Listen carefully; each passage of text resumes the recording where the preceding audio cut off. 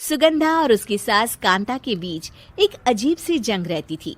ये जंग थी किचन में कौन ज्यादा अच्छा काम करेगा और घर के सदस्यों के दिल जीतेगा। और उनकी इस जंग में हमेशा कुर्बान होते थे उनके दोनों पति। कैसे? आइए देखते हैं इस किचन पॉलिटिक्स की कहानी में। एक दिन किचन में, माँ जी, आज मैं बना रही हूँ मेथी की सब्जी। इस खाने से घर वालों के पेट की सारी समस्या खत्म हो जाएगी।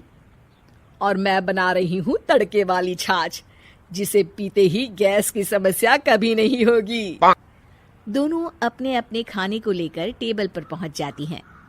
तभी सुगंधा के ससुर उसकी बनाई सब्जी की तारीफ कर देते हैं। अरे वाह, मेथी की सब्जी भी बनी है, बड़ी ही स्वादिष्ट है। वाह बहू वाह। अरे बहू, लेकिन इसमें इतनी सारी मेथी बर्बाद करने की क्या जरूरत थी? देखिए माँ जी, ये तो वो मेथी है जो आप रात में भिगोकर सुबह उसका पानी पीती हैं, और जो मेथी फेंक देती हैं उसी से मैंने ये सब्जी बनाई है।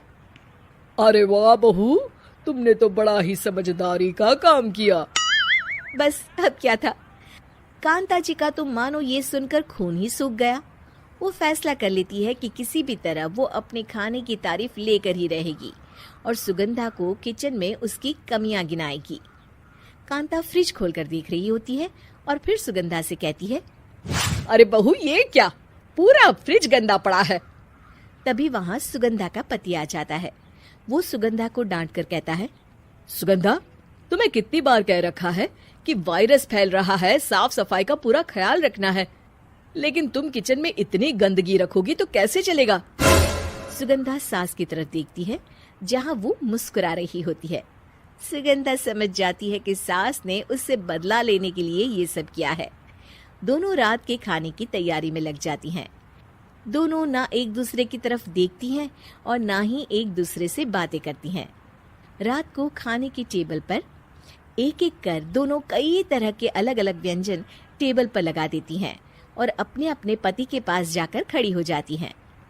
अरे खाइए जी खाइए, मैंने बड़ी मेहनत से बनाया है। प्लेट में वो खाना डालती हैं।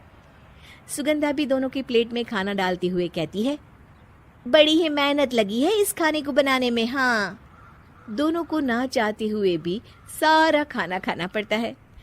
कहीं दही तो कहीं मलाई तो कहीं मसाला। और इन सब के बाद दोनों बड़ी ही मुश्किल से अपने कमरे में सोने जाते हैं।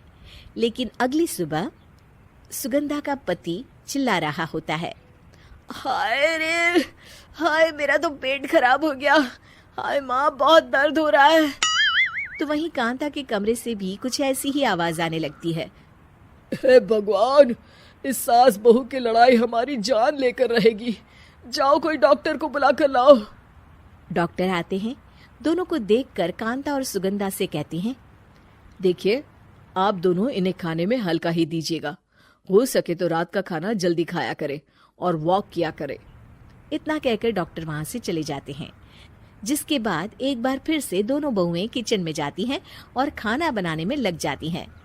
रात में खाने के टेबल पर दोनों एक बार फिर से खाना लगाने लगती है।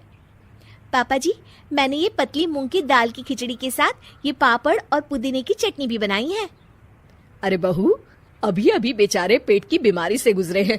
इतना भारी खाना तो डॉक्टर ने भी मना किया है ना। देखिए, मैंने आप दोनों के लिए सूप बनाया है। और दोनों उन लोगों की प्लेट में खाना डालने लगती हैं। तभी दोनों एक साथ बोल पड़ते हैं, बस करो, हमें माफ करो। हमें नहीं खाना इस घर में, ना खिचड़ी और ना ही सूप। हम इंसान हैं, एक वक्त में एक ही खाना खा सकते हैं। बस करो, हमें माफ करो। हमें नहीं खाना इस घर में, ना खिचड़ी और ना ही सूप। हम इंसान हैं, एक वक्त में एक ही खाना खा सकते हैं। इतना कहकर वो दोनों वहां से चले जाते हैं। कहानी का अंत। आप लोग उम्मीद कर रहे होंगे कि अंत में सब ठीक हो जाएगा। नहीं जनाब, अगर सास बहू के बीच सब ठीक हो जाए तो आप ये सीरीज देखे ही क्यों? तो मजा लीजिए इस चैनल में सास बहू से जुड़ी कहानियों का, क्योंकि ये ऐसा रिश्ता है जिसकी मिठास उसकी खटास में हमेशा ज्यादा ही रहती है।